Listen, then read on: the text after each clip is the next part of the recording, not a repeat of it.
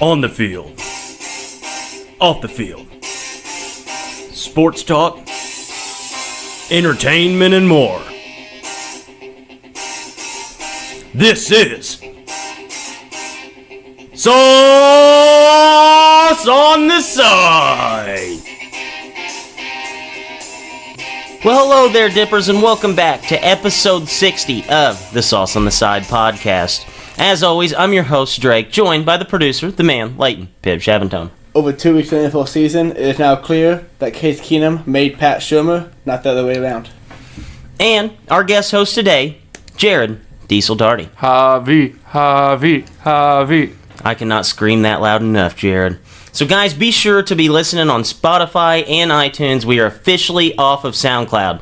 Download, subscribe, give us that 5-star review. Be sure to check out thefsgn.com where you can find our podcasts and other podcasts with other ways to actually watch them as well. Follow on Twitter and Instagram at The Saucy Pod. And guys, we have a very, very good show for you today. We have an interview with martial arts prodigy Mark Klimico as he comes in and tells us about his quick rise in mixed martial arts and how he was able to pick up a win in the Bellator ring at just 20 years old. Guys, we're going to hit a lot of NFL. We are officially 1/8 of the way through the NFL season, and Ryan Fitzpatrick is your league MVP. We had the bad boys of BYU give Wisconsin their first regular season loss in 20 games. Ed Orgeron may never lose another game. And we are officially in the second to last week of the marathon that is the MLB season. Guys, I talked about it a little bit. Week 2 NFL has come and it is gone. And actually, we just got some breaking news right before we sat down to hit this podcast. So we'll hit that right off the bat. Josh Gordon got traded to the New England Patriots for, I think it was a conditional 5th-round pick, and possibly the oddest scenario ever. So, I guess it was Saturday, the Browns came out and said that they were going to release Gordon, but then they end up getting all these trade offers, so they end up just dealing him to the Patriots. Guys, what do you make of this scenario? Oh, one more thing that goes on with the trade is if he's not active for 10 games, they can revert the trade and get their pick back. But do they get to keep Josh Gordon then? No. The trade just, it's like reversed. No? It never happened. If he's active for only 9 games, they can just ship him back to Cleveland and they get their pick back. So if they don't give him a helmet, like if he doesn't dress, that doesn't count as a week. Yeah. Would this be the most Bill Belichick thing ever to like sit him out until the last 6 games of the regular season, run through, win a Super Bowl, and then ship him back to Cleveland and get his 5th-round pick? Yeah, it would be a very Patriot-like thing to do. Yeah, that'd be a good deal. Is that legal? Why would the Patriots play him 10 times? I don't know. Or 9 times? 9 times. I mean, it held him out till week, what, would be 11? Week 11, yeah. And then play him the 6 games of the regular season. That's what I'm saying. Playoffs. Well, yeah, and then they would be able to ship him back. Yeah. Huh. That's crazy. Good job, Browns. Yeah, I think this is another like dip into the mind that is Bill Belichick and just a genius move by him. This is another dip in the mind that is John Dorsey. That is true. Do you think that this is going to pan out to what, you have those Josh Gordon truthers out there who think this guy is just the best wide receiver on the planet and it's going to be basically Tom Brady, Randy Moss 2.0? Or do you think that this is going to be mediocre at best and potentially flop? Well, here's going to happen with it. The MRI on hamstring came back fine. So he's not injured at all. He can just play this week. He won't. He'll play sparingly next week. Then the next week he'll play sparingly again. Everybody thinks, okay, Josh Gordon's washed up's not that good. And then week 8 or 9 he's just going to absolutely explode and start to destroy the world. And people are okay, Patriots can win it all now. See, I don't know if I agree with that. Because we see it all the time. Yeah, but we're talking about a guy, I think he's played 6 regular season games in the last 4 years. Yeah, and I mean, you have to take that into consideration here. It's not like you can basically take 2 years off and then play 5 games in the next 2 years and then completely be okay. I don't know. I understand where the Patriots are coming from because, yes, it is only a 5th-round pick, and this could be a gold mine potentially. Like, you see the risk and the reward definitely outweighs the risk, especially if you watch the wide receiver core this week against the Jaguars. Like, it does have some benefit there if it hits, but I don't know if it's worth all the headache. like I read reports that the Browns might have been fearful he's going to relapse, or they thought that he might have been high when he came in. Like he might not even play. What if he gets popped for a drug test and he's probably at the point now where he gets banned from what is it? Three 2 years, I think, now. failed drug tests and you're just out of the league, I think. Or Yeah. four I heard maybe. that. I know I think he's had 2. At a certain point, I know that you just can't play anymore, Yeah. and that's Well, if that happened, he go back to Cleveland and they get the pick back. That's crazy. So this is really good about Patriots. Like this is a genius trade. They did what they lose in a 5th-round pick. But if you're the Browns and you think that you have potential to do something this year and next year, why would you keep him in the AFC? Because I guess they want to get something other than nothing.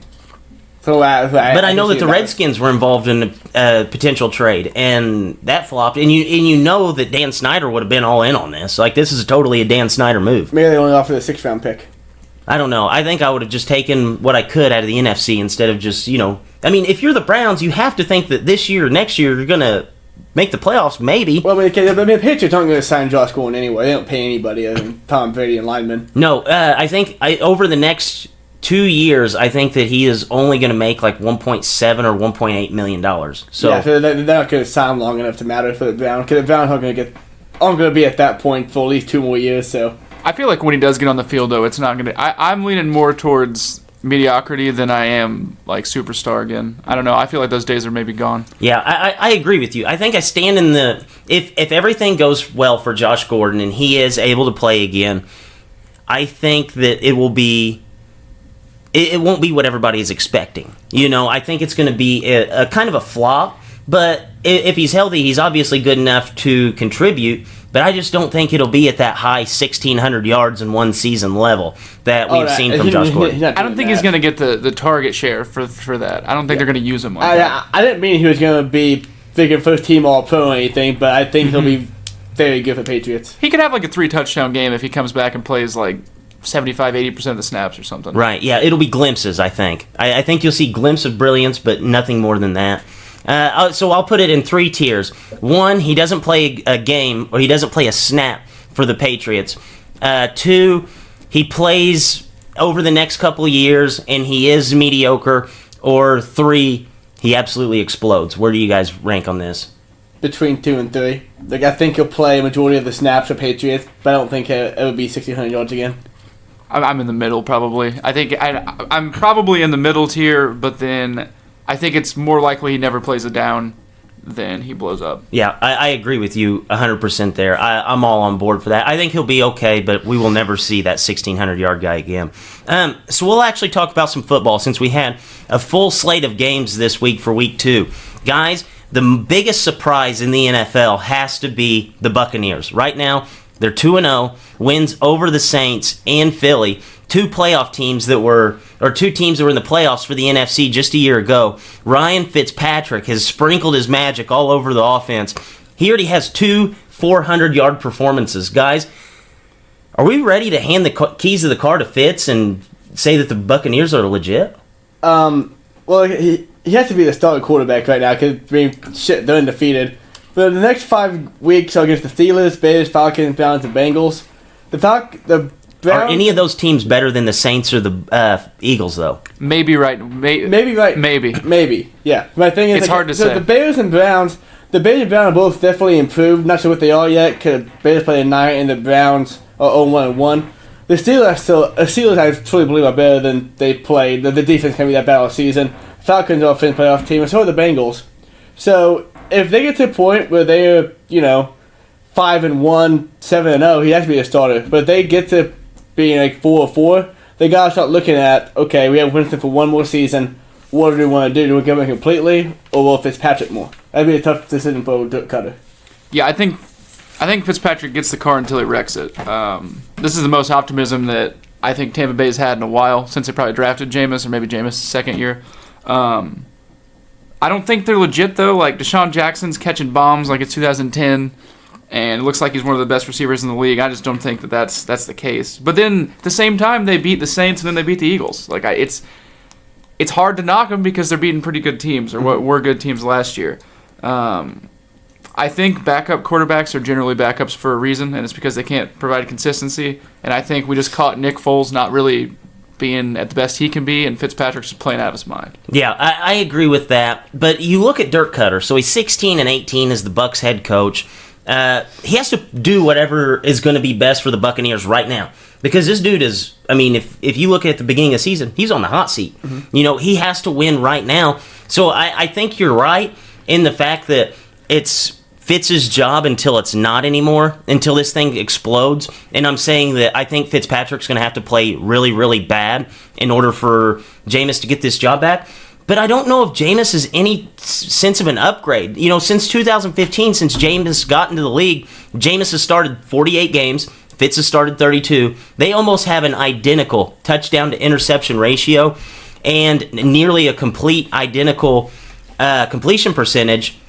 You have to ride the hot hand. And if you look at this team, they're having fun. I mean, Djax and Mike Evans are actually producing at a high level, which we haven't seen them do in a while. You know, I mean, Mike Evans has had some good seasons, but he hasn't exploded like this in quite some time, and especially for Djax. And you look at this team, they're having fun. I mean, you look at Fitz, he's ripping his helmet off, doing the little beard-to-beard rubs with the offensive lineman, and he's got Djax happy as hell over there just giving him his chains and his shirt. Like, if you have a good rapport with your wide receivers and your offensive linemen and you're the quarterback, what else do you need? Yeah. So, me and Jed both talked about how it's Fitzpatrick's job until, you know, change off the tracks. What record do you think they have to beat to say, okay, we have Winston this is last year, what should we got with him? So Jameis, yeah, if I said 4-4, I think it was 4-4. They got to start Jameis and see what they got with him. so they play the Steelers Monday, and I think Tuesday Jameis is good. Like, he can start practicing again, doing all that. There's no way, no matter how Fitz does Monday, there's no way that he doesn't start Week 4. Oh, I agree with that, because it'd be on a short week. He's got to. And then, I don't know, what is the record? Let's say they dropped to 2-2. I still feel like, I think 4-4. I think when you get through half the season, it's 500, and it's hard to play from your 4-4. Okay, we'll see what they got with Jameis and see if they can extend him or not. I think it's going to take a sub 500 record. I think it's going to have to make them dip into, okay, we're on the fringe of not making the playoffs. We need a spark, and maybe we throw Jameis out there. I think 4-4, they're not going to hit the panic button yet, especially, you know, since the Saints lost a game that they shouldn't have, and you have the Panthers. I think the Panthers are 1-1. Falcons are also 1-1. So right now they're the top dog in the division, and I think it's going to take like a 4-5 star and Fitz to play really, really bad. But I don't know if I'm going to regret this saying this later. I think Fitz is in that odd prime that guys have. So most of your really, really good quarterbacks, and I'm not going to say Fitz is a really, really good quarterback, but you see it with like Peyton Manning, and we haven't seen it with Brady obviously yet, but we've seen it time and time again where these quarterbacks get in this window where they still have their physical tools, but their mind is unbelievably sharp whenever it comes to reading a defense, and they can basically see things before it happens, and their body's still there to do it. I think Fitz is in that spot where he's going to have this really, really, he's going to have his best season this year and potentially next year, but then after that the physical tools won't be there. Like, he's going to fall off of a cliff, and it's going to be in a hurry. Hopefully it's not in this season, because I think he still has the tools, you know, to operate, obviously, and I don't think it'll die down in the next 14 weeks. But I think he's in that weird prime, and it comes at such a bad time for the Buccaneers. It does. Or maybe he shows out this year, they sign him again to another one-year deal, let Jameis walk and draft somebody. Yeah, that would be good. But if he keeps like this, they're going to have the 32nd pick. I think the way he comes in, if they do make the switch, I don't think it's going to be like they're deciding on Tuesday or Monday morning, we're going to start Jameis. It's going to be like a half where he throws 3 picks or something and he gets pulled. I think that's how that would go down. I know I'm rooting for Fitz. I'm all in on it. And how mad are fantasy owners going to be if Dirk Cutter goes out there and just yanks Fitzpatrick? I mean, if you have Djax or if you have Mike Evans, you will be livid. Yeah. So another surprising 2-0 team. The only other 2-0 team that was an underdog in both Week 1 and 2 is the Chiefs. Chiefs pick up win against the Chargers and the Steelers, and behind 10 touchdowns in 2 weeks by Patrick Mahomes. And nobody saw this coming. If you thought Patrick Mahomes was going to be good, you did not think that he was going to be like record-setting good. So guys, none of us had the Chiefs in our preseason playoff picks. Do you think that your outlook's changed at all? I mean, right now they're definitely one of the best 6 teams in the AFC. You can't deny that. Their defense is pretty bad. They gave up 28 points and then 37. I think Mahomes is going to regress a little bit, but God, when he throws the ball, it's impressive. I mean, there's some zip on it. He knows exactly where it's going. Like, I don't know, he looks like a really, really confident passer. I think that they clocked him at 55 miles an hour throwing the football at the combine. That's crazy. That's fast. That's unbelievably fast. But like the Bucs in the next 5 games, they play the 49ers, then at the Broncos, Jaguars, at Patriots, and the Bengals. The Chiefs' defense is still a major concern, and they're going to give up points probably all season. But you can't keep under 30 points if you're hard for them to lose. And out of those next 5 games, I'm going to say confident that one team, being the Jaguars, can keep under the 30-point threshold. So I could easily see them going, 7-1, maybe even 8-0 to start the season. Yeah, I think the big tell is going to be against the Jags. But, you look at this team last year compared to this year. Okay, so everybody's freaking out about Patrick Mahomes. Alex Smith last year actually had more yards than what Mahomes does to this point. He had a higher completion percentage, almost 10 points higher than what Mahomes has this year. Similar yards per attempt. And he played the 2 teams that were in the Super Bowl last year. He played the Patriots and then the Eagles, and he beat both of them. And, nobody came out and gave Alex Smith this type of love. And you saw as the season went on, he's a veteran, and you trust him a little more than what you trust Mahomes, and the offense definitely regressed. I look at this as being a competent quarterback put into a great situation. I mean, he has a legit 1,000-yard guy in Sammy Watkins, 1,000-yard tight end in Travis Kelce, and a running back that led the NFL in rushing yards last week. And that's not even touching on the fact that he has the biggest game breaker in the NFL in Tyreek Hill. So he has all these great weapons, and I think he's good, but he's not going to have 80 touchdowns this season. I mean, he's on pace for 80 touchdowns this season. That would shatter Peyton Manning's record by 25. Yeah. So I think he's good. I don't want everybody to give him the hype that Deshaun Watson had. I mean, we've seen quarterbacks in the past come in and have these great, 5-6 games, and then all of a sudden they just regress back to what they are, and then everybody jumps down their throat. So I hope that doesn't happen with Mahomes. Don't expect this all season. But I think I have the Chiefs moved up now, fringe playoff team, but I don't see them beating the Chargers again. This defense, you can't trust it. You cannot trust it. One thing to say about Mahomes, too, that's different than what Watson was last year. Mahomes isn't throwing picks. No, he's not. He's also not running the ball hardly at all. And Watson was still susceptible to a couple interceptions, but I really can't believe Mahomes has been this good. I think Mahomes can't believe he's this good. No, I don't think so. One of the announcers was like, somebody needs to tell him it's not going to be this easy forever. No. He's been unbelievable. And, I was trying to find a reason to knock this dude, and I was going through, his college history. But, he did the same thing in college. He did exactly what he's doing now, just in college, and he had this high air raid offense. And you expect, you see those guys in college in those big offenses, throw 3 or 4 picks in a game. He didn't do that his final year. He kept the turnovers down, which I'm glad you hit on it because that's the main thing in this offense. Don't turn the ball over and you will score. So probably the oddest thing that happened in the NFL this week was Vontae Davis. Well-respected guy around the league, played, I believe, 9 or 10 years, played for the Dolphins, played for the Colts for a long time. He just up and decided that he was retiring at halftime of the Bills game whenever they were playing the Chargers. Guys, what are your thoughts on that? This is probably the craziest thing I've ever heard of happening. When I first saw it on Twitter, I thought it was a complete joke. Because who in the world ever quits at halftime of a game with acting or something like that? But I don't know. I guess kind of disrespectful because why not just finish the game out at least? And if you know you can't do anymore, you ask the coach to be sat out. Don't get in your street clothes and leave the stadium completely. But it's been a hell of a time to get on the bus, go to the stadium, get dressed, start the game, and finish on your couch at home. Yeah, that's odd. Just hey, babe, let's hurry up, get home. I got to catch the fourth quarter. Yeah, but I don't know. I'm kind of questioning the point of him even signing with the Bills because he had it close to retiring this offseason to quit just like that. I don't know how much of the $3.5 million sign bonus he got, but he must have been happy with the amount he received. I heard he got $5 million guaranteed. That's what I heard. Oh, that's what it was? I heard he gets walking away with that. But, wow.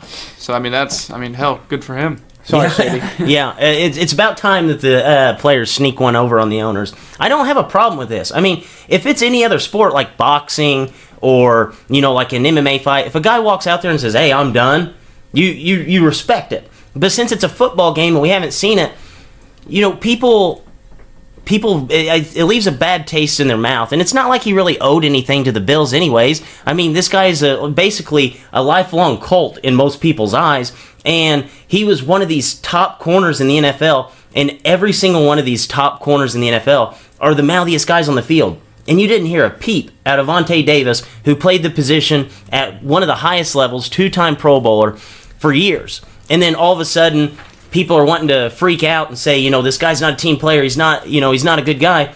Well, what if he goes back out there and he's not comfortable with his body being out there to, he's not only putting himself at risk, he's putting others at risk. And what happens if he goes out there and gets hurt just because he's not in it, or he leaves one of his teammates out to dry and they get hurt? That would be a lot worse than him just leaving at halftime. I'm okay with tired. I think you should wait till after the game to do it. Just tell the coach take you out and then do it after halftime. Don't just get your coach leave the whole stadium.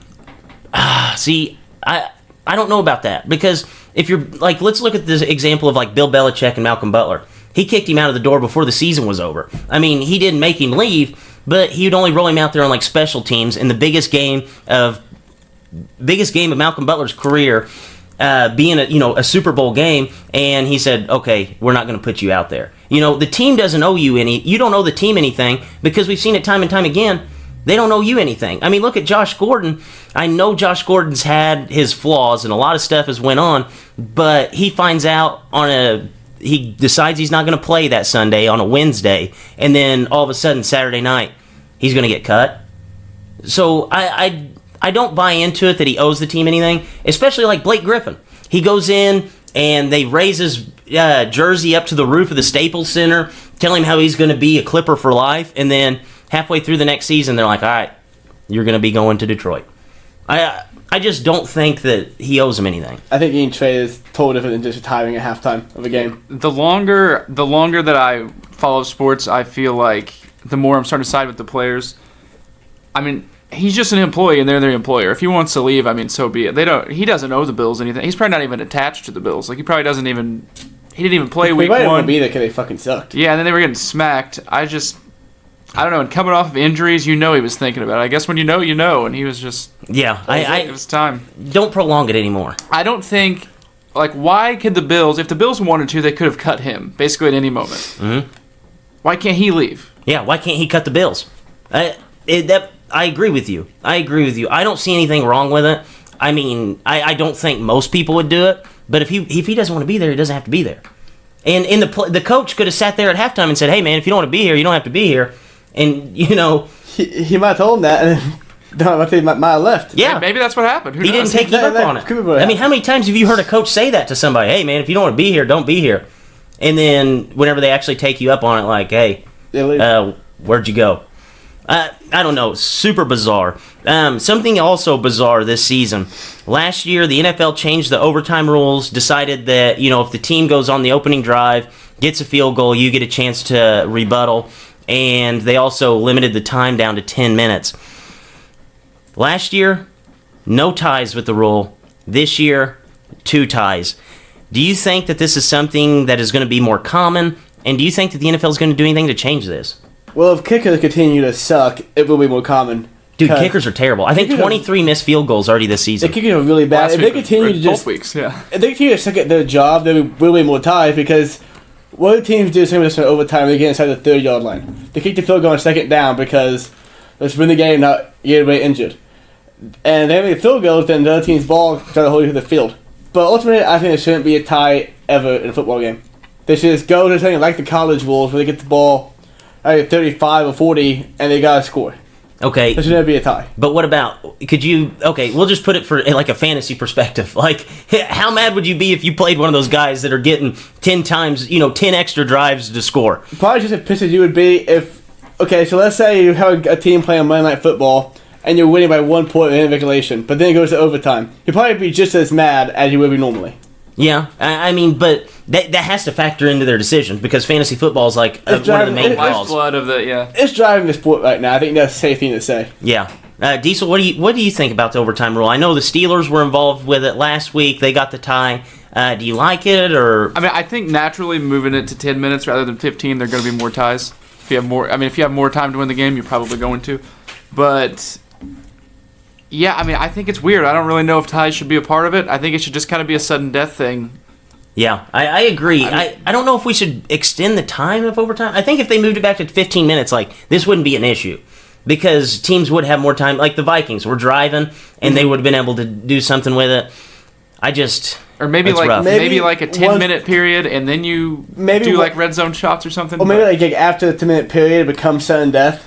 I actually like or that. Or like the team with the ball can't really finish out that drive. And then you're forced to go for 2. Yeah, something like that, yeah. Yeah, I think that would be good. Just give them 10 minutes, and then basically college rules after that, and then you have to go for 2. Because you cannot have these ties. You can't have ties. And 3 of the teams, I'm going to count the Browns out of this, but 3 of the teams that have tied already, the Packers, Vikings, Steelers, they're all going to be in the playoff hunt probably at the end of the year. Right. Someone might be on the wrong side of the fence because they have that tie. No, I agree with you guys 100%. And I mean, just put it one way or the other. Back to the kicker, though. The kickers have been atrocious this year. And it drives me... The one thing I hate is when people say, you have one job. You need to make that field goal. Like, the kicker is always on the hot seat. They don't want to miss field goals because guess what? They're replaceable as hell. Yes, like, they are super They don't get paid anything, and there are a shit ton of them without jobs. Yes, absolutely. You look at Dan Bailey. He made it through the first 2 weeks of the NFL season. Second most accurate kicker in NFL history. Still without a job until, obviously one of these kickers messed around too much, and now he's finally hired back. He's actually now a Viking, yeah. Yeah, he's a Viking now. But, that's crazy that these guys are so replaceable, and everybody wants to say, oh, you have one job. Do you think that kicker wants to go out there and miss out on $1 million this year? It's crazy. The Browns would be 2-0. It could commit a damn field goal. That's true, yes. The Browns. You have to feel for that team. In some form or fashion, even if you hate the Browns, you have to feel for them a I little honestly bit. hate Hugh Jackson on watching Hard Knocks. I hope they go 0-16 again. Yeah. Well, they're not going to go 0-16. They'll have to go 0-15-1. 0-15-1. That would be the most Brown thing actually, ever. Actually, it's 0-8-8, actually. 0-8-8. That's on page 4. Yeah, that would be awesome. So, guys, we'll do a little week 2 word association. We've kind of been doing this more, and I really like it. It's fun. I'll say one word or one phrase, and then you guys just give me what the first thing that comes to your mind is. So we'll start it off. Week 2, biggest winner. Dan Bailey. Patrick Mahomes. Dan Bailey. I like that. Week 2, biggest loser. Pat Shermer and Dave Gettleman. John Gruden. Last week I gave you Le'Veon Bell. This week, Jameis Winston. Surprise. The state of Florida is undefeated. Fitz. Kirk Cousins in the fourth quarter when he has good wide receivers. Disappointment. Every team in the state of Texas. Steelers defense. The Texans. Impact injury. Greg Zierlein. Cam Robinson on Jacksonville. Joe Mixon. Few week for knee injury, and he gets to play. They're 2-0, and they play the Panthers, Falcons, Dolphins. So they're in trouble. The Jags are 14-6 when Robinson plays. Now he's gone for the year. Oh wow. So it's not all about him, but he's definitely played above. Wow. Okay. That's a pretty wild stat. Played really high war. What was your biggest impact injury? Greg Zierlein.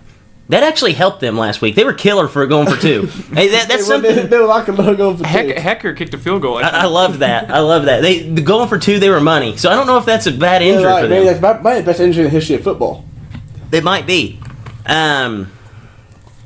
Week 2, what moment left you scratching your head? Vontae Davis.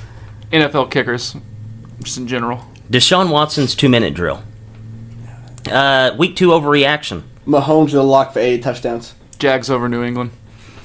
Jameis Winston starts week 17 only because Fitz sits because they have a playoff spot locked up. So, Jake, do you think that Fitz basically has it locked up for Tampa Bay playoffs? Oh yeah. Fitz is the man. Do you think they're going, 13-3, 12-4? What you got for them? They're on pace to go 16-0. Okay, so you think 16-0? There's a possibility. It's a pretty crazy thought. You have more crazy thoughts for us? Yes, I do. It was all a dream. I used to read Run Up magazine. This one is for everyone complaining about the NFL protecting quarterbacks. You must not have watched Brock Osweiler outduel Connor Cook in 2016 playoffs. 45% completion percentage, 329 yards, 2 touchdowns, 3 interceptions, 1 fumble. Those were their stats combined. New rule for sports fans. You cannot like the DH and hate the NFL protecting quarterbacks. Now to the funny stuff. Browns in crunch time. What can we expect in 2 years? Matt Patricia suited up as the Patriots D coordinator. 2 guys walk into a bar. One got a DUI a week ago because he passed out at a red light, and the other was suspended 4 times in 5 years. The bartender, he served them a drink called the Patriot Way. Des Bryant got caught with as many burner accounts as routes he can run. The number is 1. Des, you still didn't catch it. How do you ensure Phillip Rivers isn't down by 1 score with the ball with 2 minutes left? Put Josh Allen in to start for the other team. John Gruden, upset that his defense cannot figure out why they do not have a pass rush. Khalil Mack in 1 game has as many interceptions and 1 less sack than the whole Raiders team. Gruden, I think I solved your problem. And there's a new book out this week. It's a romance novel called How to Make Up After an Unexplained Breakup. It was written by John Gruden, and it outlines his relationship with Martavis Bryant. And those have been my thoughts.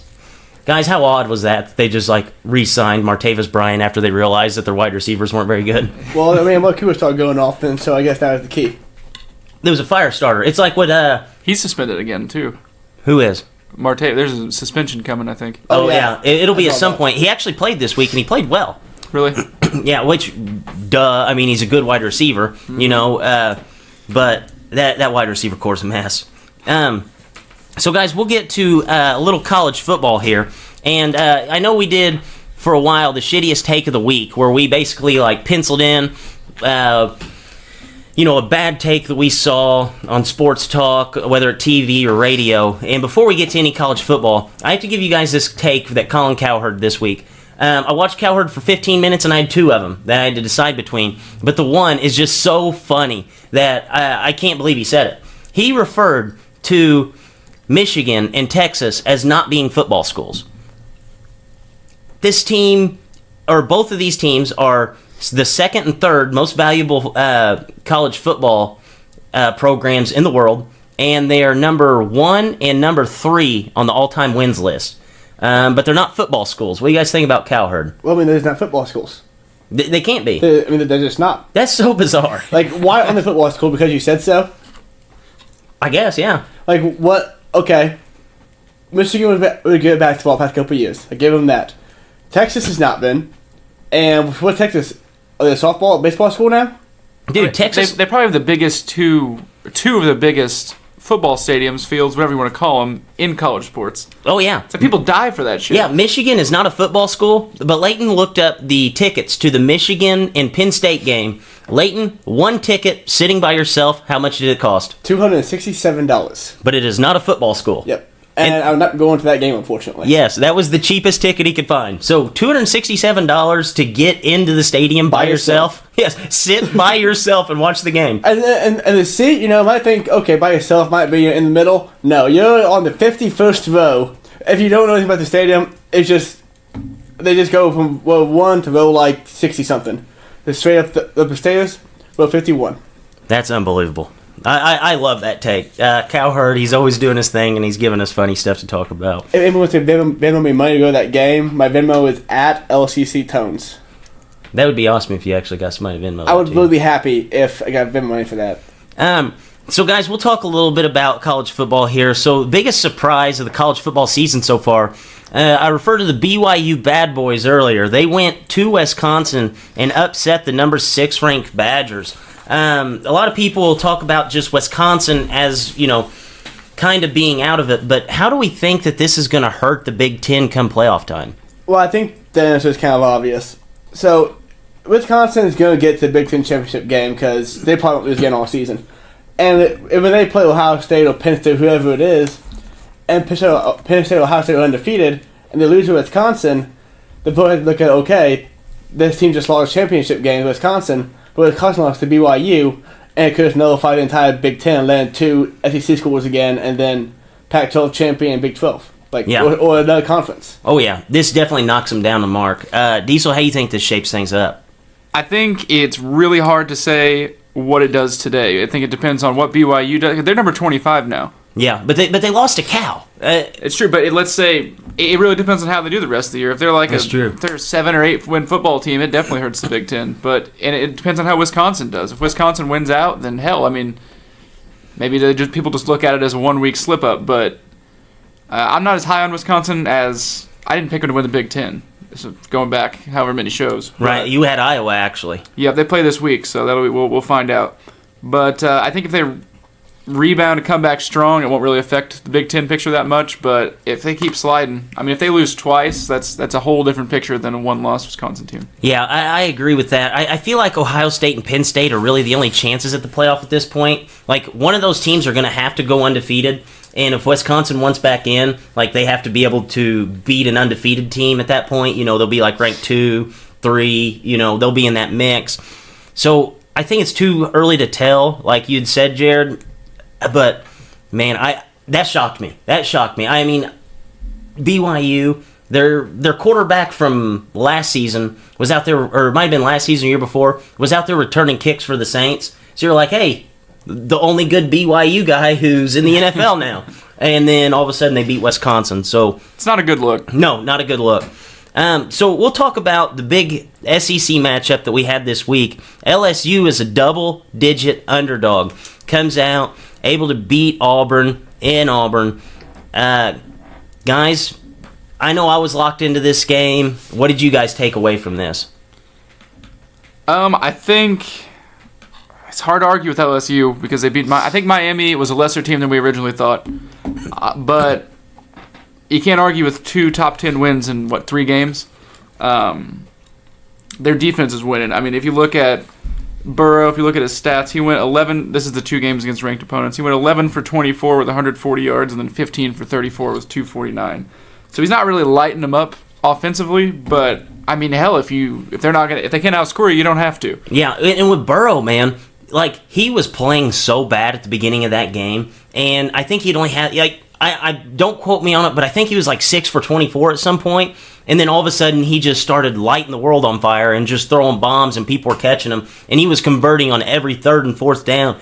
And he's basically the Coach O of quarterbacks. Like, it doesn't matter how bad things get. You know, it doesn't matter how far you get him down. Like, he's just going to keep grinding, and he's going to do his thing. And I feel like Coach O's kind of taking that approach more of like a CEO now instead of an actual be on top of everybody at every single moment. And just, using himself to, like, recruit and kind of just balance things instead of, hey, we're going to make sure the offense is going to go out there and run it down their throat. LSU's going 5 wide on almost every play, and it's pretty remarkable to see that. The thing I was impressed about this game, though, was how LSU won a game where Auburn didn't play terrible.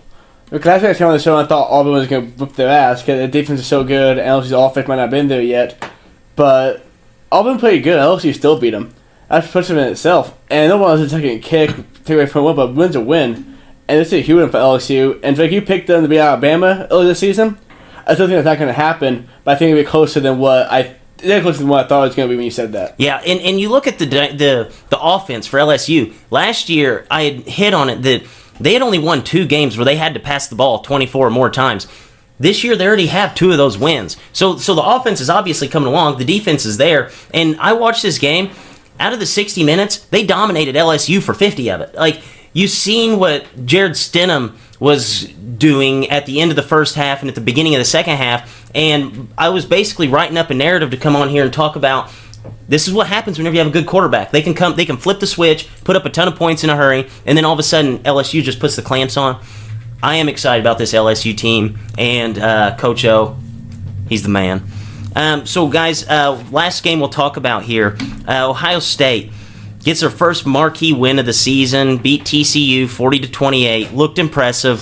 Do you think that, watching that game of Ohio State, do you think they looked like a playoff team? I did, yeah. They didn't play super great for all of it, but I mean, they put 40 points in the road against TCU, a very good football team. I still think they'll lose to Penn State when they play them, but yeah, right now they're a playoff team. Yeah, I picked Ohio State to win the Big Ten, go to the playoff. I still think that's true. And honestly, made me feel good watching that. I'm glad.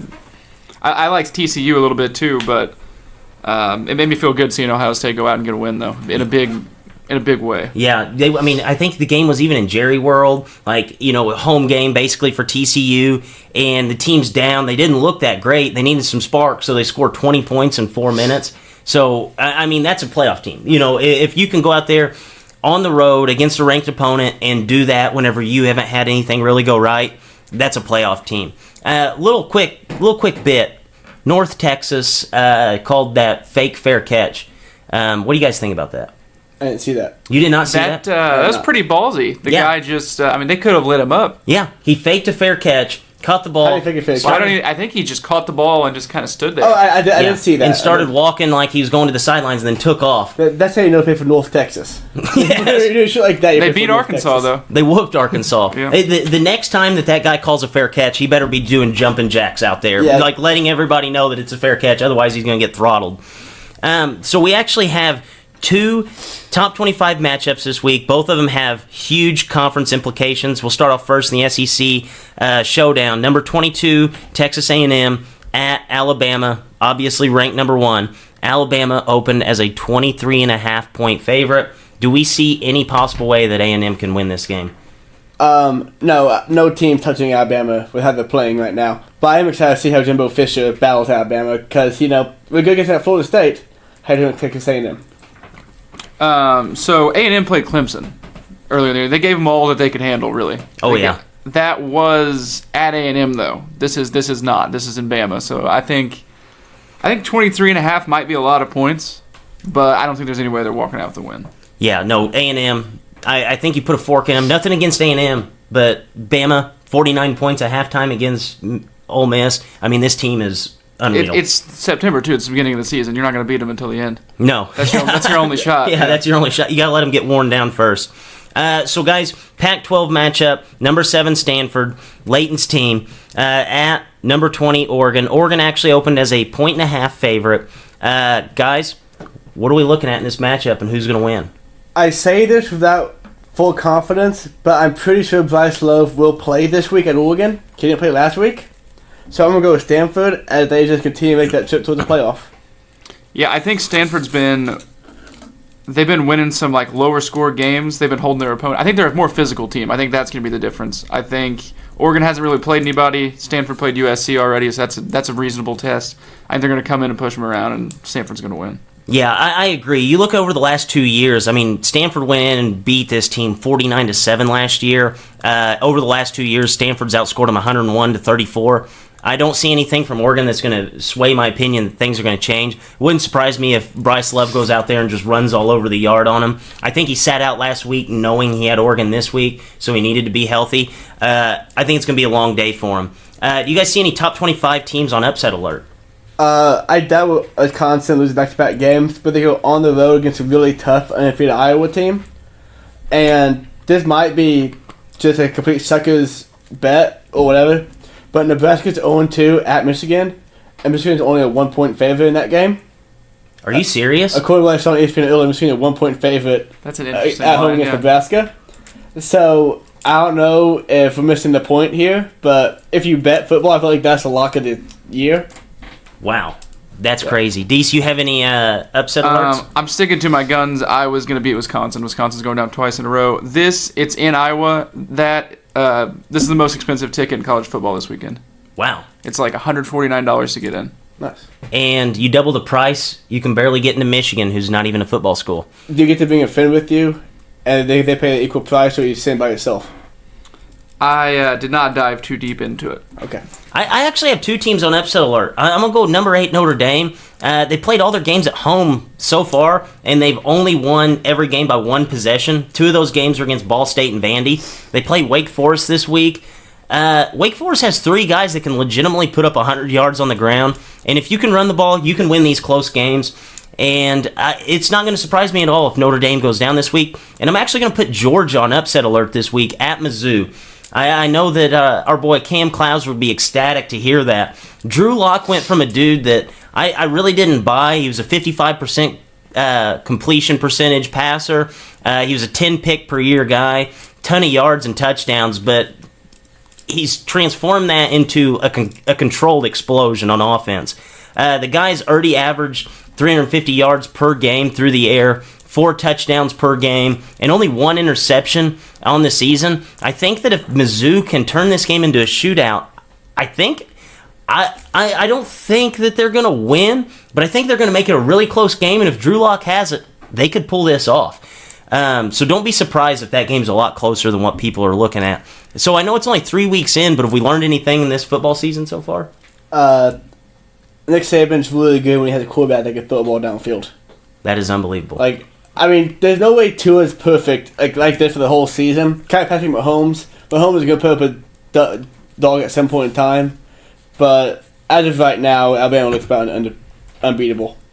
I've kind of learned, or just reiterates what I already know, I guess. If you load up your defense with physically imposing athletic kids, they are going to beat the shit out of offenses, and you're going to win a lot of football games that way. Absolutely. One team that kind of hasn't done that, though, I was going to talk about Willie Taggart. I don't know how he got the Florida State job. I mean, since 1976, they've had 2 coaches, Bobby Bowden, Jimbo. And before coming to Florida State, Willie Taggart had a losing record. Had a losing record at Western Kentucky, had a losing record at USF, and then he had 1 7-5 season at Oregon, and then bam, gets a top 5 job in the country. I don't get it. You look at Florida State, they're just a mess. They go into the Carrier Dome this weekend, which, they're playing Syracuse. Syracuse's best player on their team, the quarterback, Dungy, gets hurt, and they still lose the game.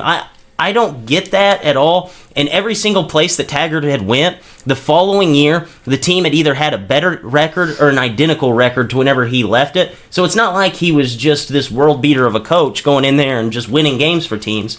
And also, the funniest thing I've seen all year, I was wanting to talk about it last week, the American Conference. So like SMU. The Con, baby. Yeah, the Con and, UCF, those schools, at home games, especially on televised games, the yard marker says P6 on it, and they have Power 6 stuff all over the stadium, and they even have commercials talking about the Power 6 conferences.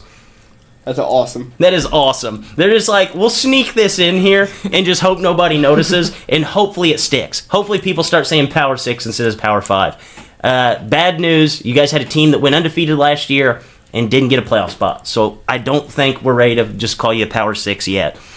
So, guys, we'll go ahead and transition gears here and get to our MMA prodigy that we had promised you. Mark Klimico comes in, talks a little bit about his mixed martial arts career and his quick rise to being able to secure a Bellator fight, and not only a fight, but a win as well at just 20 years old. Guys, we hope you enjoy this interview. All right, Dippers, today we have a very special guest, flyweight fighter Mark Klimico, MMA prodigy, youngest sauce on the side guest to date, actually. At just 20 years old, he was able to go out in his Bellator debut and not only win, but finish his opponent in the first round. So, Mark Klimico, welcome to the kennel. How you doing, Drake? Thank you for having me on. We appreciate you coming on. So, the first thing I'm going to ask you, are you okay with me calling you an MMA prodigy? Yeah, that's fine with me. Just martial arts prodigy in general.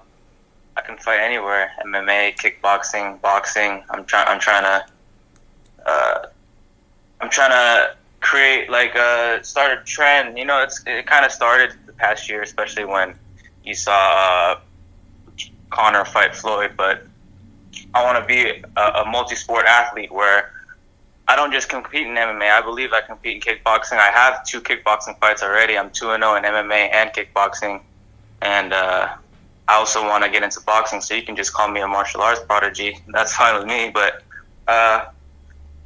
it's just, if you want to call me that, I feel like it adds extra pressure that will just force me to work harder. So in all, it'll just be great for greater for me in the end. Yeah, I really think you are. I watched your MMA fights, and I also watched some kickboxing fights of yours. So very impressive on both sides there. How did you start off in kickboxing and then transition to MMA, or what was that like? And how did you actually get started in martial arts as a total? I started off in jiu-jitsu. So I started off in jiu-jitsu. First martial arts class as a kid was jiu-jitsu. And probably the most important one, to be honest. I mean, grappling or either jiu-jitsu or wrestling. So I'm happy for that. And then through the years, I would spend time focusing on jiu-jitsu for 2 years and competing in jiu-jitsu. Then I would spend time focusing on Muay Thai or kickboxing and competing in that. And then when it came time for me to get to high school, I competed in high school wrestling. And then once I was done high school wrestling, went back to the Muay Thai just because I couldn't fight MMA until I had turned 18. So I went back, did a couple Muay Thai amateurs just to get the experience, and then made the transition into MMA. But I've been training for MMA for my whole life, so it's nothing new. That's really impressive, honestly. And I was actually looking. I had already talked about how you are just 20 years old, and I saw that your first amateur fight was just 3 months after you had turned 18 years old. So was that something that you had already had set up, or did you just, as soon as you turned 18, look for the first fight that you were able to get? It was just kind of once I turned 18, look to get that fight. Because, the goal had always been to do MMA. I just wasn't allowed to fight MMA yet. So, yeah, just like you said, once I turned 18, like, let's go sign up for this MMA fight. We're ready to go. And got a couple amateur fights in, and then a year later, turned pro. That's really impressive. So whenever you did turn 18, what was that experience like? You're basically just a kid stepping into the ring. Take us through that experience, and how did you have the confidence enough to go in there and able to pick up a win at just 18? I train hard. I prepare myself in the most way I can. I do everything I possibly can to make sure I come out on top when I fight. Fighting at a young age, I had my first amateur Muay Thai fight at 13 years old. So the whole fight, it was fighting in an arena with people watching me. It's nothing new by the time I was 18, and I feel like despite being 18 and fighting guys older than me, I still felt like I had the experience. I knew I trained harder. I know I trained right. The people I trained with throughout the years have been adults. I've always been a smaller kid, going with the adults, getting beat up, taking my lickings. That's just what makes that's what makes somebody a champion, and that's what makes them tough. Not just tough, but just to have the experience of getting your butt kicked in the gym is very important. So that way, by the time I got into the cage, it was easy work. Right. It sounds like you were born to do this, honestly. So we'll get back to your experience at Bellator. They currently do not have a 125-pound champ. Do you know if that's something in the making for Bellator? And is this something that if they do have it in the making, possibly one of their tournaments in line, is your name possibly on that short list of guys who could be in that? I actually don't know if they have any interest in the flyweight division. I haven't heard anything. I actually heard that they might just stick with 35s. They might even get rid of 35s. Who knows? But I don't know much behind the scenes. But I've never heard any rumblings of a 125. If they do a tournament, I'll be glad to step in. Even as a 3-0 or 2-0, let's say I get a couple more fights in. Even if I step in that tournament and fighting guys with a lot more experience, I'd be glad to step in there and go and try to be the inaugural flyweight champ for them. But we'll see if it ever happens. If not, I don't know. Maybe try to go up to 35s if it's really Bellator that I want to fight on. But we'll see. Right.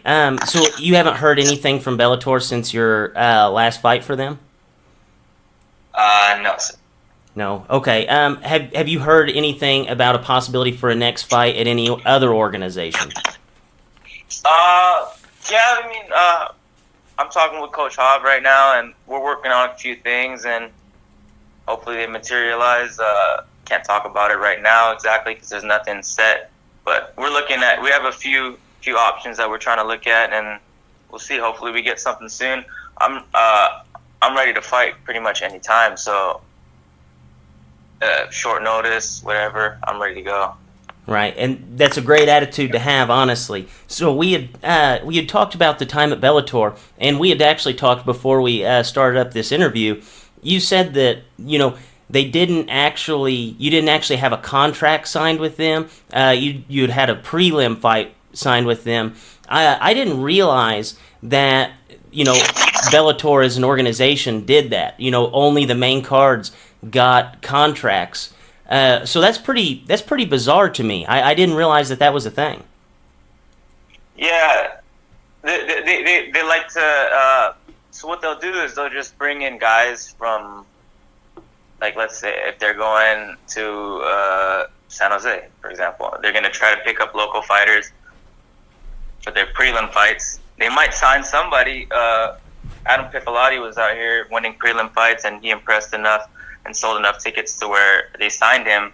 So I guess they do like to try to find talent from there, but they don't necessarily sign everybody. They just bring everyone on the card when they're in their town. Right. That's kind of wild to me. Kind of a good approach just to kind of give people tryouts, though. So we'll talk a little bit about your training. You train out at AKA, which, in my opinion, may be the best camp in all of martial arts. You have very big names coming out of there with Khabib, Daniel Cormier, Cain Velasquez, Luke Rockhold, and Josh Thompson, just a few of the notable names out there that you probably see on a daily basis of training.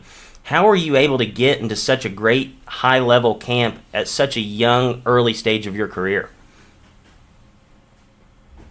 I think that goes to what you said earlier. I think I agree with you. I was born to do this, and it's crazy. When I thought of that when I was a kid. I remember meeting Javier Mendez, head coach. I remember meeting these guys, Cain, Luke Rockhold, before they were even big, before they got to their belts. And I just thought, this is a place where I need to train if I really want to be a professional MMA fighter, if I really want to chase my dreams and go and be a world champ somewhere. This is where I got to go.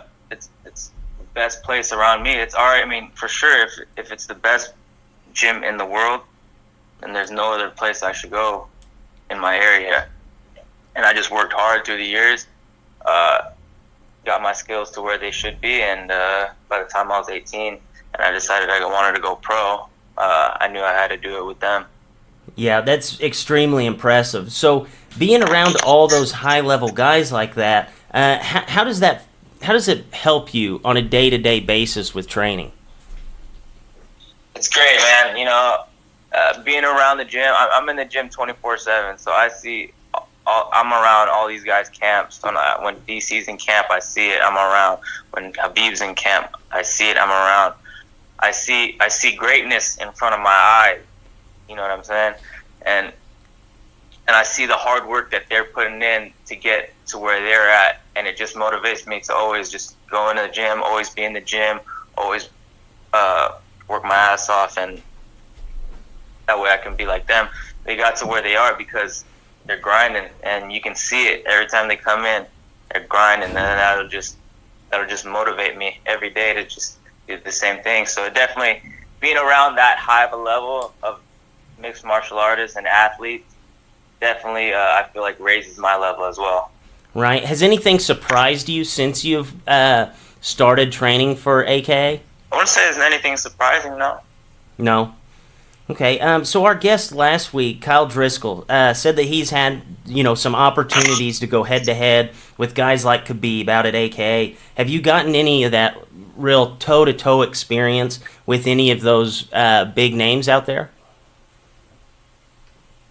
No. Most of the big-name guys that are at AKA are actually, they're all above my weight class. So I mean, I'll grapple, I'll play around here and there with them, but like I've never gone full toe to toe because like he's a 55er, I'm a 25er, so Right. a little crazy. I do get some good training in with Dustin Ortiz, who fights in the UFC. That comes in. Adam Antolin, who was on the Ultimate Fighter. Those are some tough guys that have fought at a high level that are 125ers that I do get some good work in with.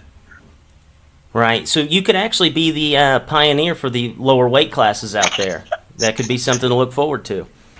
Yeah, I mean, yeah, that's another thing. You know, I've never seen somebody at 125 pounds from our gym go out and win the title, so I could be that, or who knows. Yeah, at 20 years of age, the opportunities are endless for you. So, for you, what is your end-all goal in MMA? Be world champ, and then not just that. Hopefully, I gotta obviously, it's not just about world champ; it's also prize fighting. So, hopefully, through becoming world champ and having a successful career, I'll also make money there to where I'll be comfortable for the rest of my life, and my family will be comfortable. I can spoil my loved ones, and that's ultimately the goal. Well, you're born to do it. MMA, not just MMA, but all of martial arts prodigy, Mark Klimico, thank you for your time, and remember, stay saucy. Thank you, my man. Thanks for having me on. I appreciate it. All right, again, very, very big thank you to Mark Klimico, and we wish you well in your career. And thank you for coming on to the podcast. So, guys, we're going to go ahead and kind of turn things around here and talk a little bit about the MLB. So, a lot has happened in the MLB playoff picture this week. The Dodgers stole 3 of 4 from the Cardinals to get back into a wild card spot. The A's have narrowed the gap to a 1.5 game deficit to the top wild card spot that currently belongs to the Yankees. The Phillies, the Diamondbacks, have basically fallen off the map. So we're going to play a little game called Lock 'em In. We'll run through the divisions and wild card slots, and we're going to say whether or not we're going to lock them into the spot that they're at, or if it's too early to tell, just because we do only have 2 weeks left. So guys, I'll go ahead and give you a layup so you can kind of get the feel of things in this game. AL Central, the Indians. Yes, worst division in history. Lock them? Lock them in. Lock them. Yep. Yeah, lock them. So the AL East, and we'll go as far as home field advantage throughout the playoffs. The Red Sox. Not locked yet. Not locked? Not locked. Why not? Because what if a plane crashes or something? No. Well, technically they don't have it locked, so. I don't. Well, we're not going to get up on the Houston for that, but no, it's not a lock yet. Not a lock yet. So we have the East locked up, not the home field advantage. I don't have the irrational fear due to my fandom, so I think it's totally a lock. Yeah, 100% a lock. So the AL West, the Astros. I want to go with a lock at this point. I'm gonna go with a lock too. I'm going to lock them in. So home field advantage in the AL wild card, the Yankees. Not a lock, only a game and a half up. It is too early to tell, but I think they're gonna do it. I can't lock them in necessarily, but I think the A's are going to catch them. you think so? I do. So I was looking at the records over the last few weeks. So back on August 27th, the Yankees had a 4.5 game lead. Then a week later, September 3rd, a 3.5 game lead. September 10th, a 3 game lead. And now September 16th, it is a 1.5 game lead. If that continues to trend the way that it is, the Athletics are going to win this division. Or win the wild card. They're going to win the wild card, and it'll only be like by a game or so. But if it continues on that trend, which I think it is, I don't have the Yankees as a lock. So whether or not you have the A's in the top wild card spot, are you ready to lock the A's into a wild card spot? Yeah, they're in. Yeah, I am too. I think there might be some shifting around, but I think the AL has been pretty much locked in for Months. Yeah, I mean it's for quite a while. We've known kind of what to expect here. Yeah, A's. There's been lock one 'em in. change since like June. Yeah, it's like everyone. A's go to name it. Yeah, every once in a while we're like, shit, are the A's going to catch the Astros, and now are they going to catch the Yankees? But it's same stuff. Right. So NL Central and home field advantage in the playoffs. The Cubs. I really, really, really want to lock him into this, but the Brewers just sitting. They were 2.5 games back, and you guys playing them 3 games again this season does scare me. So I can't lock that in yet.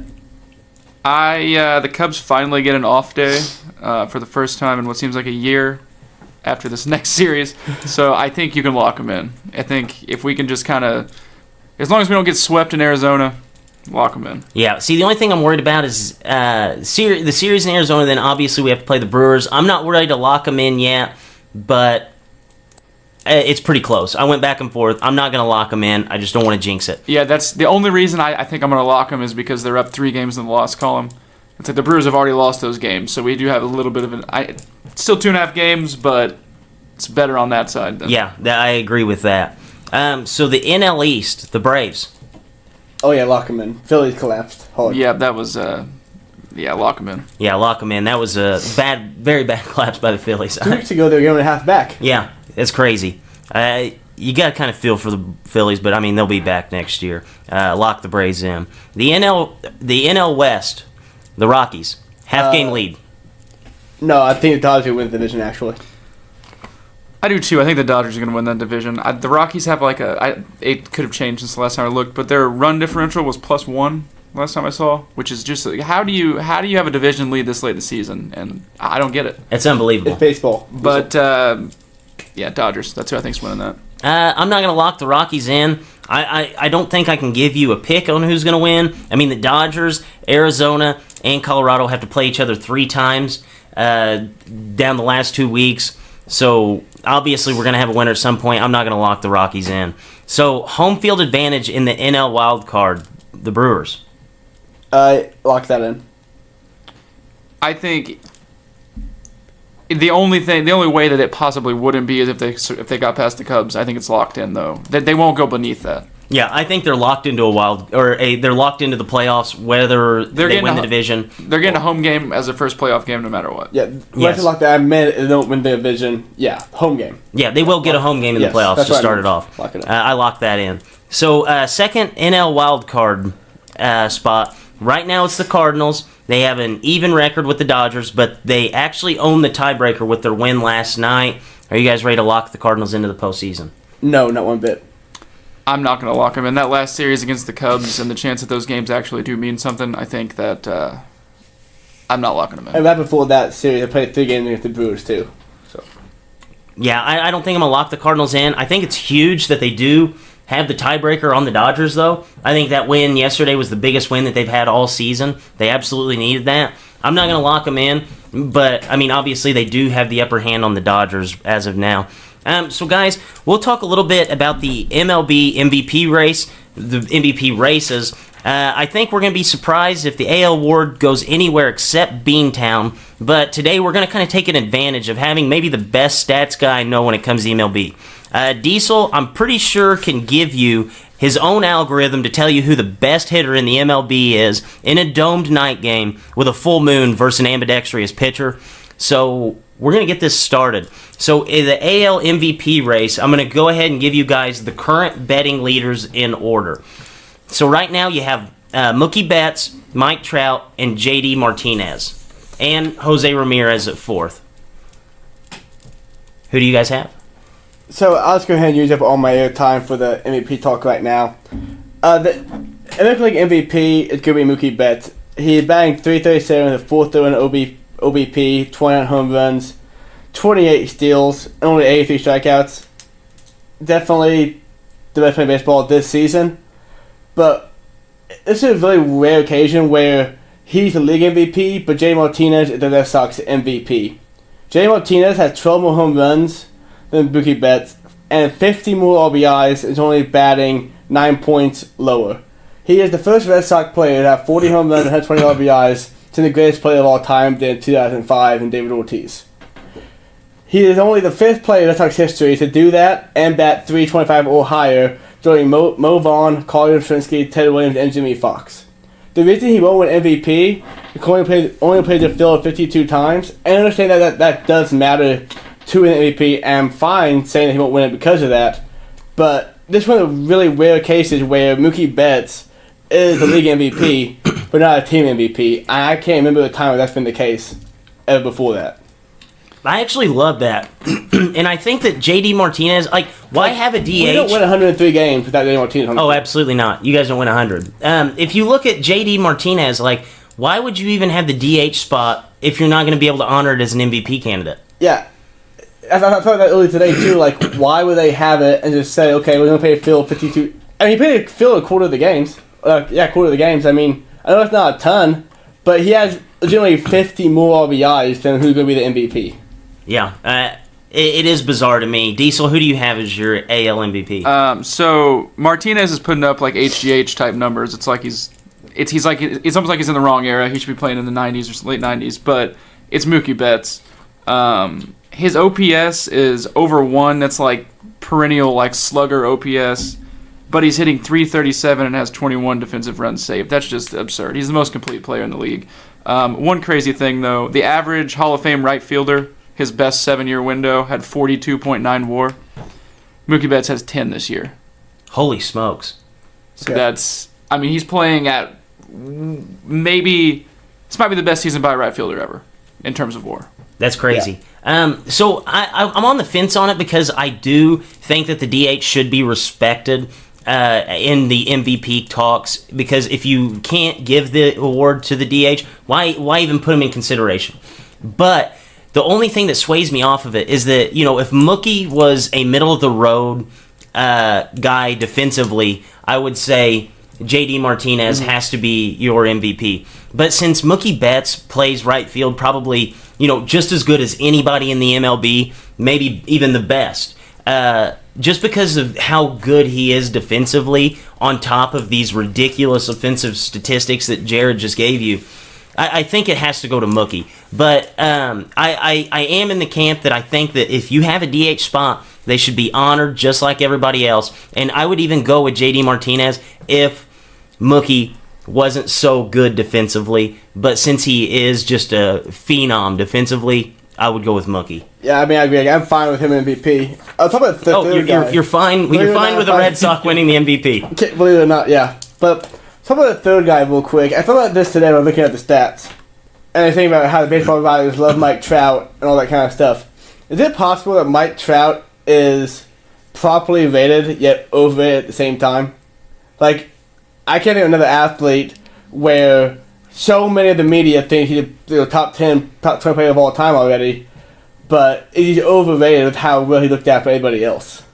I think he's in this weird spot where they've gotten to the point where they say this guy doesn't get enough media coverage and the MLB doesn't do enough to promote this guy, to where they feel like they have to go overboard with it. You know? I think that if he was in a large market, I mean, it is LA, Anaheim, though. It's not the biggest team in LA. The kid on the West Coast hurts him. Yes, but I feel like if he was a Yankee and he was still doing the same thing, I don't think that they would come out and basically you would have all these Mike Trout stands that come out of nowhere and they're like, Mike Trout's the best player of all time. I don't think that they would do that just because he is getting the proper coverage that he is. So I think that they're trying to make up for doing him a disservice up to this point of his career. I agree. If that makes any sense. I think on a cumulative basis, he's putting together the stats to be an all-timer. But one thing he lacks, and it's not even his fault considering how baseball works really, but when you think of a lot of big players like David Ortiz or just Barry Bonds, Alex Rodriguez, any people like that, you can think of a big hit they had, a hit that meant a lot. Mike Trout doesn't have any of those. I don't even know if he's played in the postseason. No, but... And it's not his fault, but, to be, a baseball legend, he's going to have to get there at some point. Yeah, but what I always like to compare guys to in baseball is a great player that hasn't been able to have any postseason success. I compare him instantly to Nolan Ryan. And a lot of people, what's Nolan Ryan most famous for? Fighting people. Yes. No hitters? No, well... Striking dudes out. Well, most people know Nolan Ryan as the guy who beat the shit out of Robert Ventura on the mound, because he didn't have that, mad bum type postseason appearance, where he just went out there and went lights out, mainly because his teams weren't very good. And he is hurt by that. But I see what you're saying in that aspect. He's going to have that, Mike Trout moment but the guy's an animal. There are two ways. He's so good. Two ways to become great, and he's knocking one of them out of the park, but just hasn't had the opportunity to do the second. Yeah, he'll do it at some point in his career. Not even a fault to him. Yeah, it's kind of a bummer.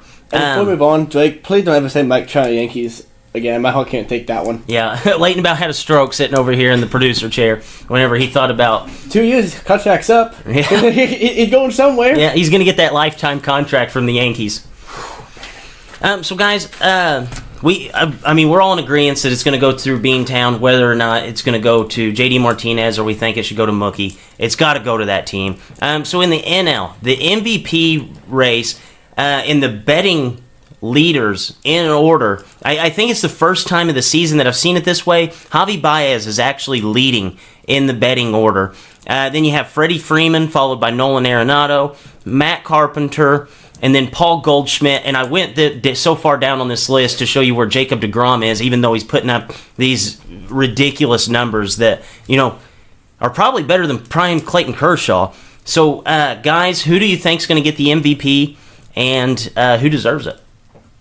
I'll preface this by saying, regardless of what you think, there are things about MVP voting that are just true. And being on a winning team matters. I don't know why it does, whether it's wrong or right, it does.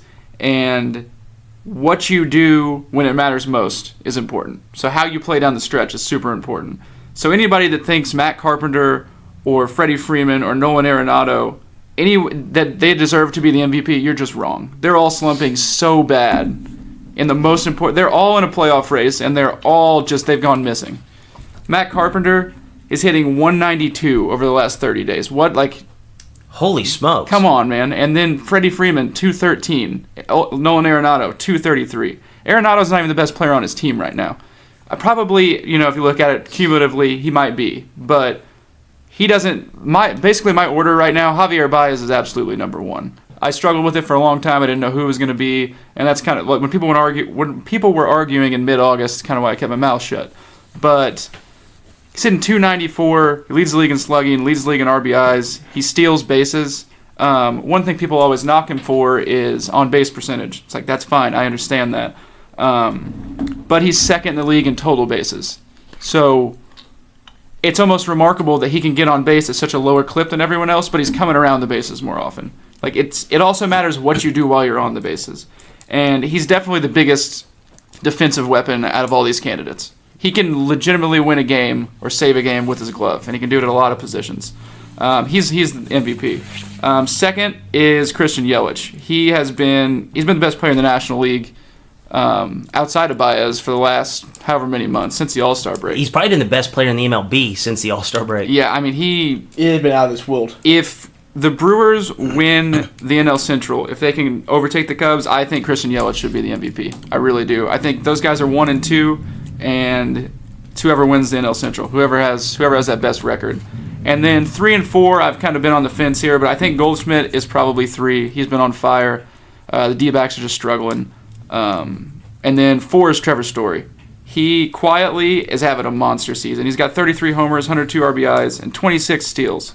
And you don't hear about his glove a ton, but he plays shortstop, and he plays a pretty damn good shortstop.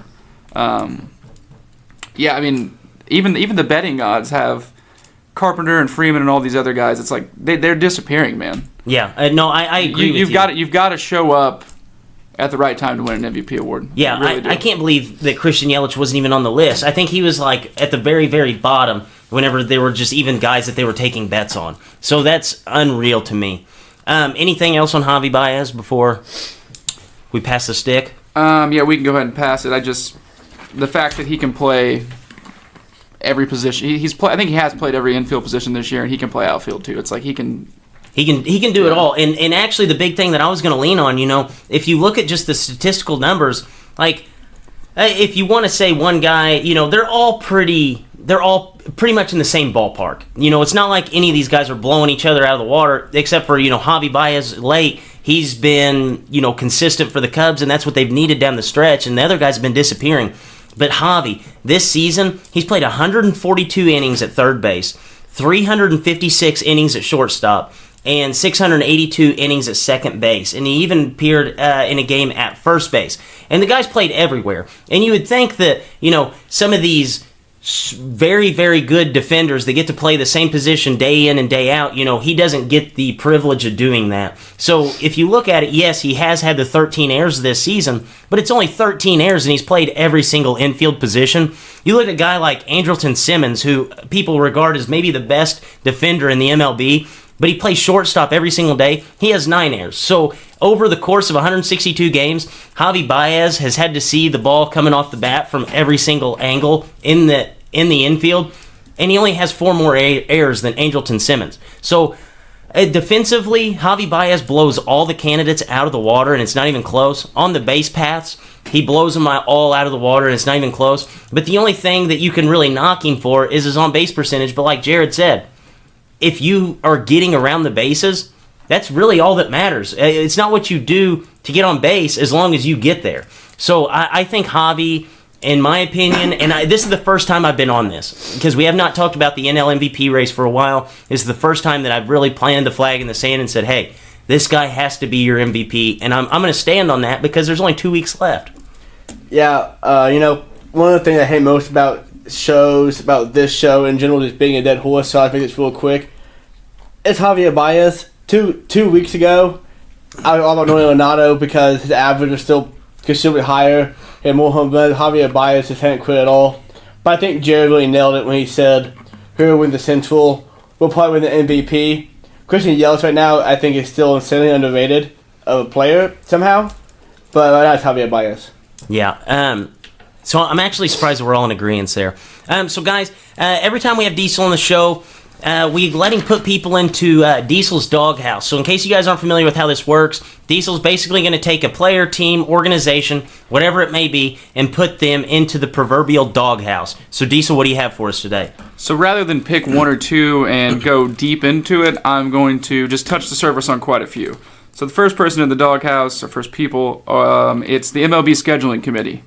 How have the Cubs not had an off day in over 30 days? Rainouts. That's unbelievable. I mean, that's incredible. They sent him into a hurricane last week. Play 2. Coach O haters, welcome to the doghouse. They're 3-0. SIU football, how the hell do you lose to SEMO? That's a head scratcher. That's like that. You're way back in the doghouse. Oakland Raiders, you could have paid me $10 million to start out 0-2. And then Matt Carpenter's cult following. I'm glad that's over. One way to lose MVP momentum is to hit a cool 232 when it matters most. And kickers in the NFL, we touched on it already. Like that, it's unbelievable. I feel like that is the one position where you could be the least talented. If you could just be kind of consistent, you're going to get a job. And then, it hurts me to say it, but the last one's the Pittsburgh Steelers. It's been so frustrating to watch them the past 2 weeks. You pay Chris Boswell $20 million over like 4 years, and misses a game winner against Cleveland, missed an extra point and a field goal last week. The defense couldn't have stopped the 3 of us. It's frustrating. I've learned, though, we don't need Le'Veon Bell. Connor can do it, I think. But 0-1-1's not going to cut it. No. But the last time you did put one of your teams into the doghouse, they climbed right back out, and maybe you're going to light a spark under Tomlin's ass, and hopefully the Steelers get things turned around. Hell, AB is asking to be traded now. So. Yeah, he's who knows? Yeah, they did, man. Juju and fucking what's his name, Washington. Yeah, Juju's a beast, man. He's unbelievable. But all right, guys. So we're gonna actually transition straight into darts here. Pew, pew, pew, pew, pew. We're playing darts, baby. Guys, in case you guys aren't familiar with how darts works, we will each throw a dart, and it'll land on the board at a certain number, and each one of the numbers represents something different. This week, we are going to do eat or delete, and we will talk about whether or not we are going to eat these places, or we could do without them and delete them. So, latency, producer, your throw. And we have a 9. A 9 is Popeye's chicken. Ooh, Popeye's chicken is the shiznit, but will you eat it or delete it? Okay, so back in my college days, I went to, that's how you call me, there are Popeyes there. No Popeyes anywhere else around. And I was a frequent goer to the Popeyes because they had this blackened ranch, like dipping sauce, that was just straight fire. And it had this like $5 box deal thing, you get like 3 chicken tenders and take 2 sides. Really, really dope deal. I'm all about the Popeyes chicken. Definite, absolute, 10 out of 10, 100% eat. Yeah, actually, I hadn't been to Popeyes in maybe since it opened in Carbondale. Went there with my girlfriend. I thought I was gonna die afterwards. I don't know how much I liked it. Oh, well, We got like a two bucket. very Yeah. different opinions on Popeye's chicken. So Yeah. not too hot, huh? I'm not gonna eat it. I'm deleting it. See, the first time I'd ever heard of Popeyes, because there wasn't one local, I was watching Little Nicky. You ever watch Little Nicky? He goes, Popeyes chicken is the shiznit. And dude, ever since then, I was like destined to eat at I was determined to eat at a Popeyes. So whenever we got one in Carbondale, I was pretty pumped about it. Watched little Nicky to kind of get pumped up to go over there and check her out. And it was pretty good. I mean, it's not like it's you gotta know what you're getting when you go into it. Diesel, it sounds like it probably made you sick or something like that. Well, it was. They definitely don't win on customer service. That's number one. Yes, but I just don't they're know the how best. much.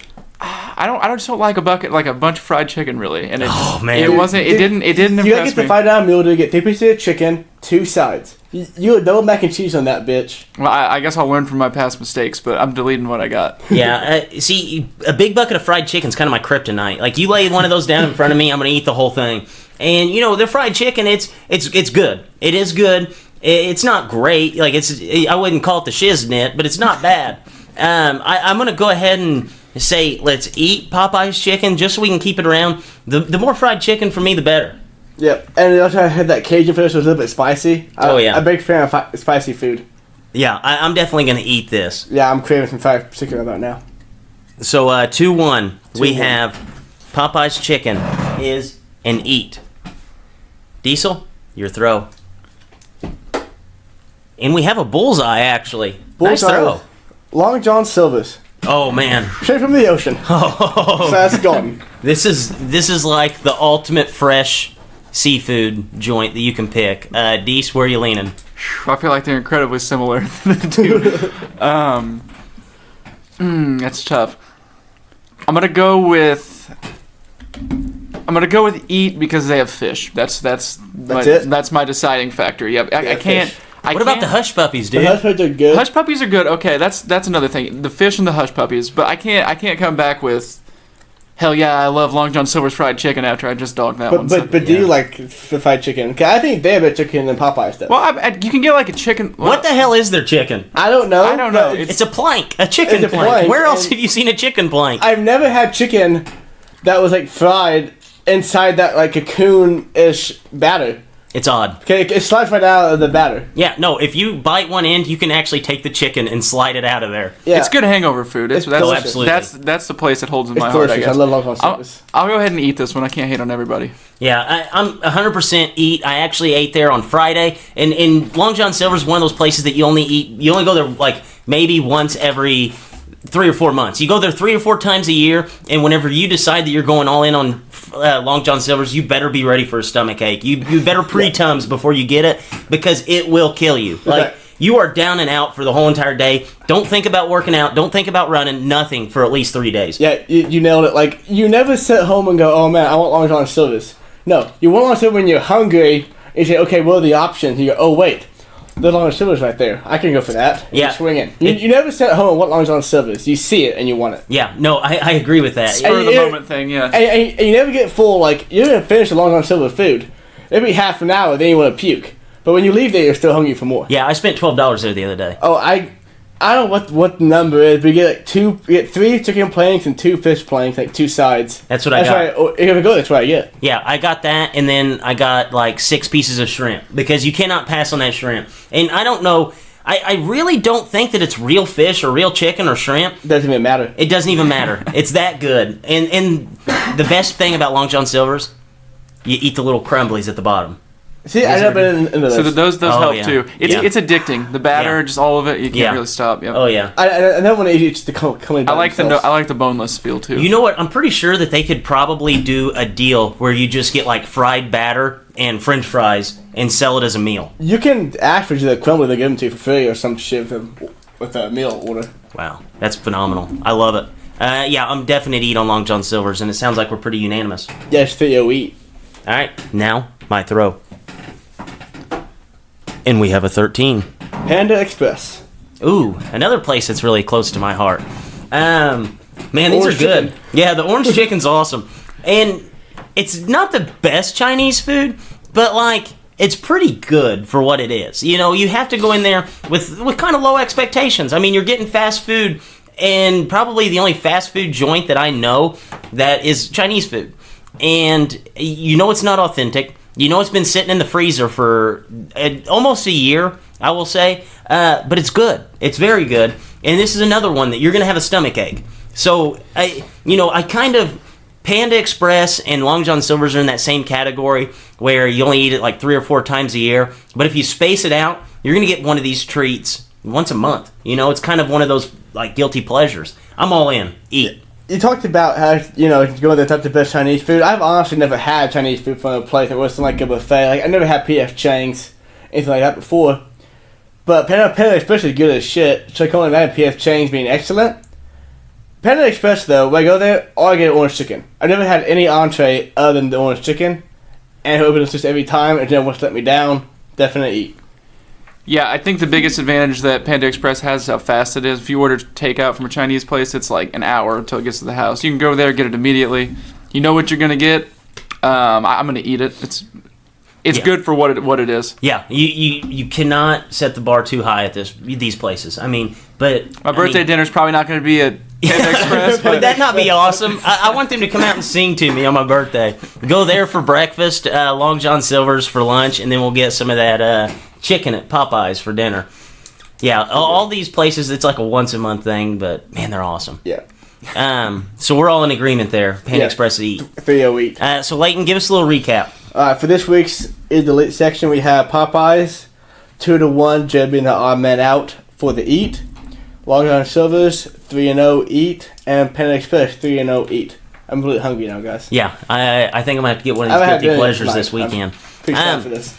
So, guys, we'll go ahead and get to the Saucy Six-Pack of games. We actually have a pretty good slate of games. Last year, we referred to the matchup that we get on Thursday night as the Toilet Bowl. Because, we figured that one of these teams was going to go 0-16. We didn't know which one it was going to be. And one of these teams actually did go 0-16. So, big props to us. So, first game on our list, we have the Jets and Browns kicking us off on Thursday Night Football. Guys, what do we see here? I recently became an honorary Jets fan because I had my love for Sam Darnold and Robbie get Buckus Anderson. Let's go with the Jets. I think with this being the Hard Knocks year, I think the Browns like the camera. They want to play in primetime, Thursday night, whatever.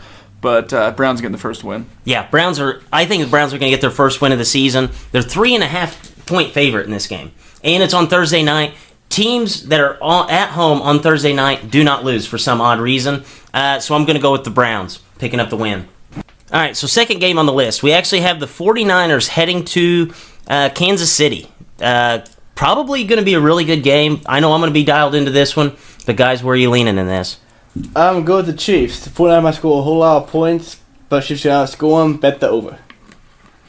My gut tells me the Chiefs, but for some odd reason, I feel like I would be wrong there. I think it's going to be the 49ers. I don't really know why, but that's what I think. So this is an odd one of two, kind of coming to be quarterbacks.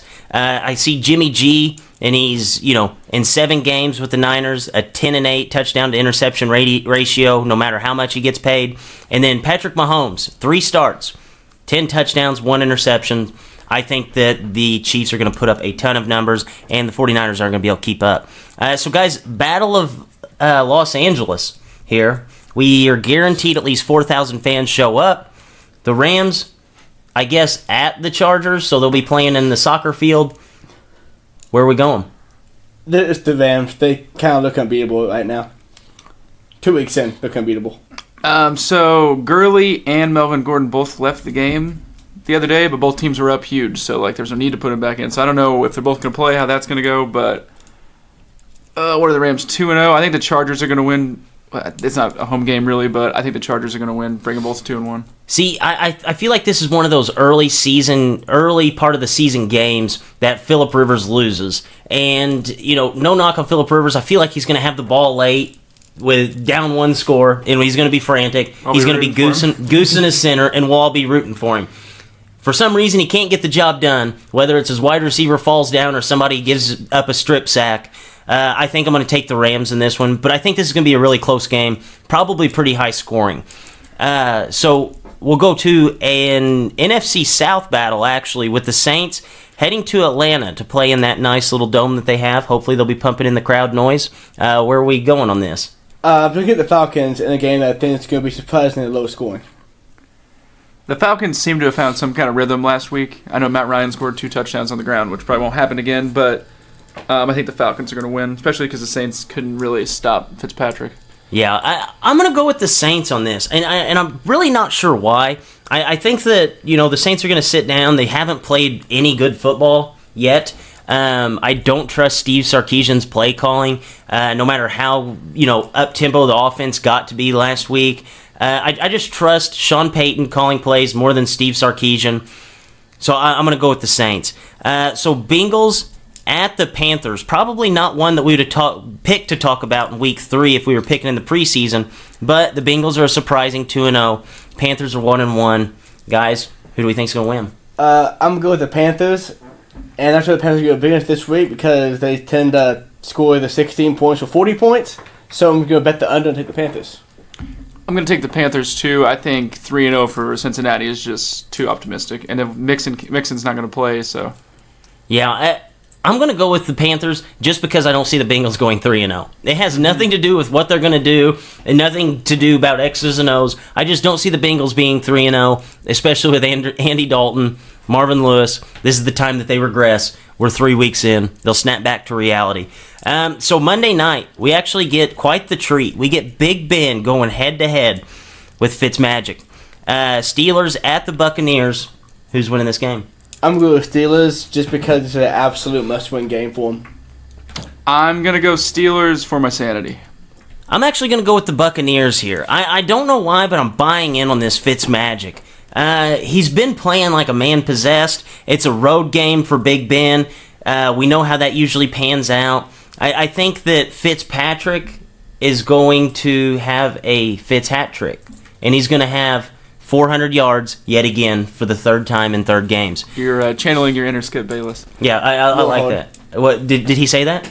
No, but he just makes up names. Yeah. Oh, I like that. I like that. So yeah, I'm going to go with the Bucks.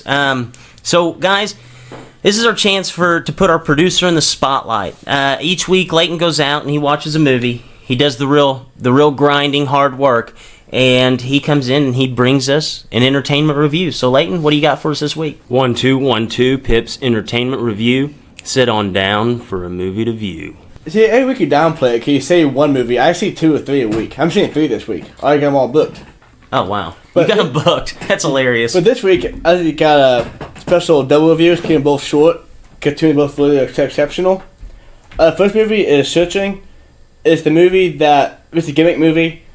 A gimmick is basically how, a biggest one right now is the found footage stuff for Paranormal Activity came up with and Blitz Project. And it's about a dad whose daughter went missing and trying to find her. And the gimmick is it's all done through like either an iPhone screen or a computer screen or a TV screen, some kind of screen, not actually through a camera. And it's truly thrilling. It's really good. It's only an hour and a half long. I was like that now for sure if you like anything thrilling. I was excited to see it all. I loved it. I'm going to get 2.8 dips. So this was filmed on an iPhone? So it's a gimmick movie. So a gimmick is like anything that makes a movie special to make people want to see it more than the actual plot by itself. So I said how like Paranormal Activity. So it's like Lamar Jackson at wide receiver. Yes, that's a gimmick. It's a Tyreek Hill of movies. Like Paranormal Activity, found footage. That's its gimmick. The next movie I want to see was requested by Fletcher Hoy from Hungry Hysteria and Food for Thought, White Boy Rick. Gets out of the way right now. I hate Matthew McConaughey. I was going to ask. But he's in this movie, and he does good. Matthew McConaughey does good in the roles, but they don't require him to be a major douchebag. And he's actually good in this movie. The story is about a 15-year-old kid who basically becomes the kingpin of Detroit and goes to jail for it and sells 8.5 kilos of cocaine and all that fun stuff. I thought you were talking about Matthew Stafford until you started talking about the drugs. Nope. Matthew Stafford probably needs some drugs to play better football, though. This movie is really, really, really, really good. I would give this movie a high score, like 2.8, 2.9 dips, but the pacing in it is some of the worst I've ever seen from a movie that I consider really good. This movie is 1 hour and 50 minutes long. I said before, my favorite time for a movie is between an hour 40 and an hour 50 minutes, if they can get it all in. Some movies, the pacing hurts it because it goes too slow. This movie flies way too fast. You guys have seen boxers hitting a speed bag before, right? How it just goes boom, boom, boom.